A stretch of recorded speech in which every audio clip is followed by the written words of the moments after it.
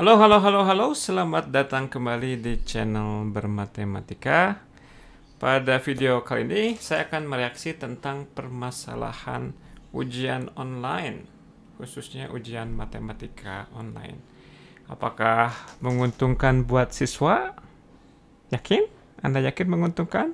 Oke, nanti kita akan analisis tentang ujian online ini khususnya diterapkan kepada ujian online matematika 1A kalkulus di ITB yang baru dilaksanakan hari Sabtu kemarin. Kita akan melihat 1-2 soal yang kita ambil dari ujian tersebut.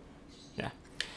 Nah, karena pelaksanaan belajar mengajar saat ini lebih utamanya adalah dengan menggunakan media secara online, maka tentunya ada berbagai macam permasalahan baru yang timbul karena hal tersebut. Nah, yang utama, salah satu di antaranya adalah pelaksanaan ujian. Bagaimana kita bisa memastikan bahwa siswa mengerjakan ujiannya dengan mandiri, tidak mencontek, dengan jujur, ya. Nah, khususnya untuk matematika ada kesulitan yang lain di mana akhir-akhir ini muncul berbagai macam aplikasi online, ya baik online ataupun offline yang bisa mengerjakan soal-soal matematika yang sederhana.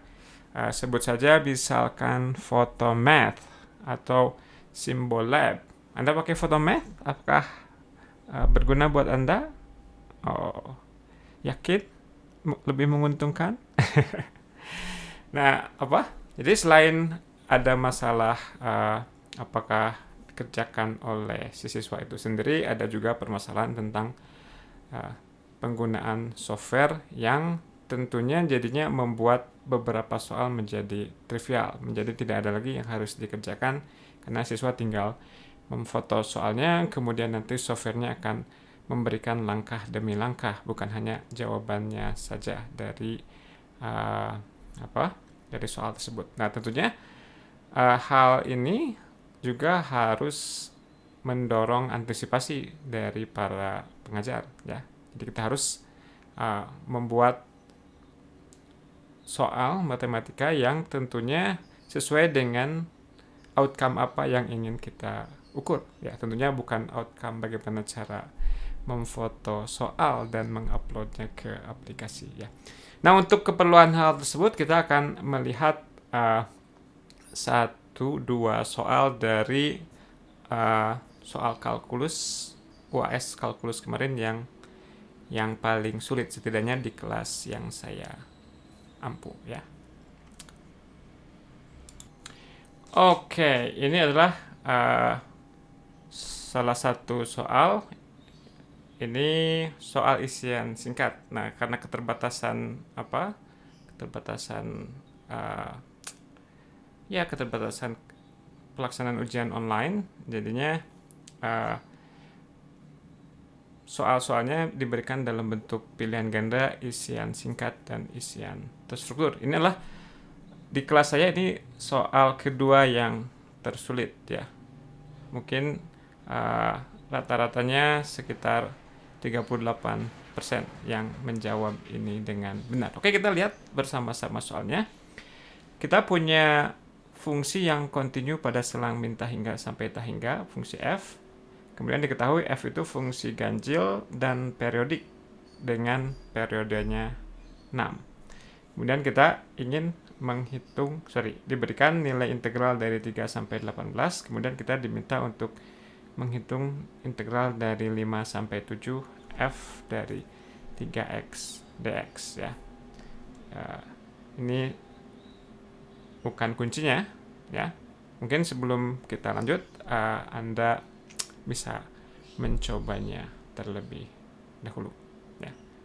Silakan di pause dulu kalau mau nyoba. Kita akan bahas untuk soal ini, ya. Oke, kembali lagi. Mudah-mudahan Anda sudah mencoba.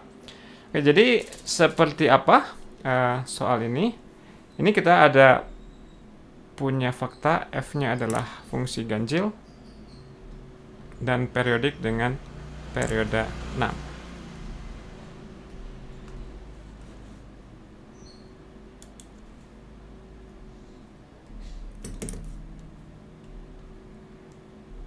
Oke. Jadi gimana kalau fungsi ganjil dengan periode 6? Nah. Oke.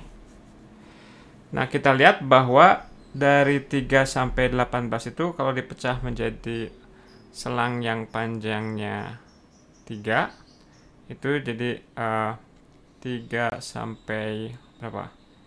3 sampai 9, kemudian 9 sampai 15 ya. Kemudian 15 sampai 18. Ini selangnya ya. Oke. Nah, katanya dari 3 sampai 18 dia bernilai minus 35 ya. Kemudian ini kita punya dua periode ya, karena dari 3 sampai 8 katakanlah satu gelombang, dari 9 sampai 15 dia satu gelombang yang lain ya. Nah, karena dia fungsi ganjil, berarti dia harus simetris terhadap titik pusat. Jadi opsinya kurang lebih kira-kira seperti ini atau seperti ini ya, grafik fungsinya. Ini tentunya bukan berbentuk, nggak mesti berbentuk garis, ini hanya untuk mendeskripsikan keganjilan saja ya. Oke. Nah, kalau seperti ini ya, berarti integral dari 0 sampai 3 itu minusnya dari integral dari min 3 sampai 0, atau dengan kata lain integral dari min 3 sampai 3 itu adalah 0 ya. Akibatnya integral dari akibatnya setiap integral yang panjang selangnya adalah 6, dia hasilnya 0. Jadi integral dari selang 3 sampai 9 0, dari 9 sampai 15 0, dari 15 sampai 18 itu dia integralnya negatif ya. Oke. Nah, kalau negatif apakah lebih cocok yang ini apa yang ini ya. Nah, selang dari 15 sampai 18 itu kalau kita kurangi kurangi 12, ini sama aja dengan selang dari 3 sampai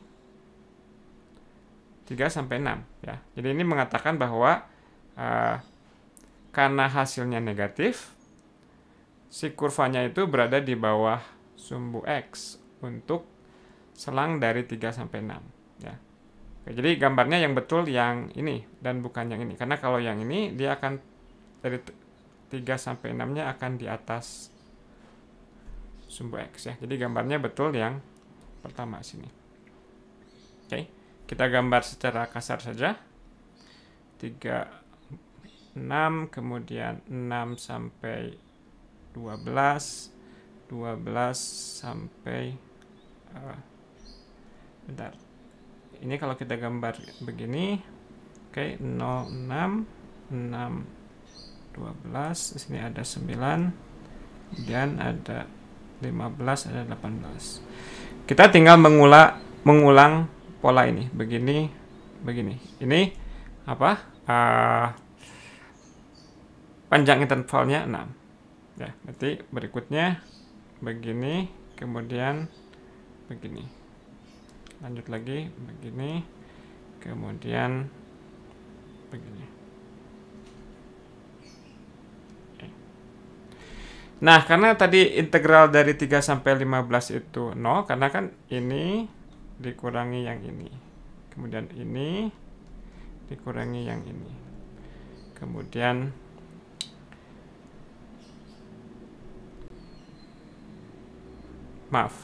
dari 3 sampai 18 ya. Ini minus ini tambah ini 0, minus ini tambah ini 0, yang ini. Jadi yang inilah yang 35. Jadi luas setiap daerah yang diarsir itu adalah 35 ini karena ada di bawah sumbu X, maka nilai integralnya adalah min 35. Ya. Nah, sekarang kita ingin melihat si integral ini. Integral 5 sampai 7 dari nilai mutlak f3x ya. Nah, kalau kita lakukan substitusi u sama dengan 3x, du sama dengan 3dx, ketika x-nya sama dengan 5, u-nya sama dengan 15. Dan ketika x-nya sama dengan 7, u-nya sama dengan 21. Ya. Oke, jadi yang integral ini sama aja dengan integral 15 sampai 21 nilai mutlak fu du. Nah.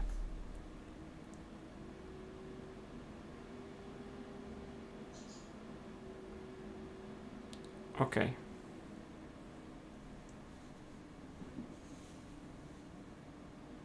Oke, kita lanjutkan. Nah, yang ini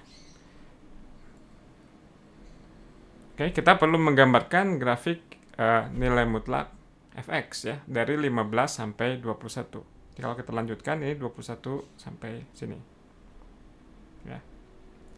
Nah, akan tetapi karena kita ambil nilai mutlaknya, maka si nilai mutlak fx itu grafiknya itu ini, yang bagian sini dimutlakan juga jadi begini. Oke. Berarti kalau 15 sampai 21 yang ditanya adalah nilai yang ini ditambah dengan yang ini. Karena ini tadi 35, yang ini 35, jadinya 70. Maaf, ini ada 3 du. Du sama dengan 3 dx, jadi dx sama dengan sepertiga du. Ya, jadi ini sama dengan sepertiga luas daerah di bawah kurva nilai mutlak fx. Jadi 35 ditambah 35. Hasilnya adalah 70 per 3. Begitu, ya. Oke. Nah, sekarang kembali ke permasalahan ujian online, ya. Dengan memang ini bisa kita para dosen dengan luar biasa membuat soal agar soalnya tidak bisa diselesaikan secara trivial dengan aplikasi-aplikasi yang beredar di luar sana. Photomath, Symbolab yang seperti ini tidak bisa dimasukkan begitu saja ya. Ini sudah usaha yang luar biasa ya. Nah, jadi apakah soal ujian menguntungkan atau merugikan buat siswa atau mahasiswa ya? Nah, dalam hal ini saya bilang merugikan ya, karena kalau pada ujian normal, ujian offline, soal ini adalah merupakan soal esai ya. Nah, dalam bentuk isian singkat seperti ini nilainya cuma biner 1 atau 0, nggak ada nilai parsial. Sedangkan kalau ujiannya ujian esai biasa, saya yakin ini ada banyak sekali nilai parsial yang bisa kita berikan kepada mahasiswa ketika mengerjakan soal ini. Akan tetapi untuk soal ini kita nggak bisa melihat perbedaan antara yang nggak ngerti sama sekali dengan yang misalkan agak mengerti beberapa poin tapi nggak bisa secara selesai mendapatkan nilai yang benar ya. Jadi bagaimana? Apakah ujian online lebih menguntungkan? Belum tentu ya.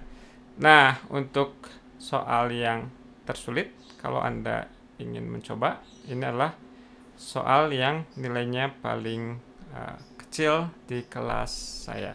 Ini yang mendapat dengan benar adalah 18% ya. Lagi-lagi si angka 18% ini tidak mencerminkan bahwa yang ngerti itu hanya 18%. Enggak ya, karena mengerti itu bisa aja mengertinya tidak secara lengkap, hanya secara parsial saja yang gagal diukur oleh ujian online ini. Jadi, apakah Anda lebih suka ujian online atau ujian offline? Tuliskan di kolom komentar. Oke, begitu saja reaksi kita kali ini. Terima kasih atas perhatiannya. Tetap selalu bermatematika.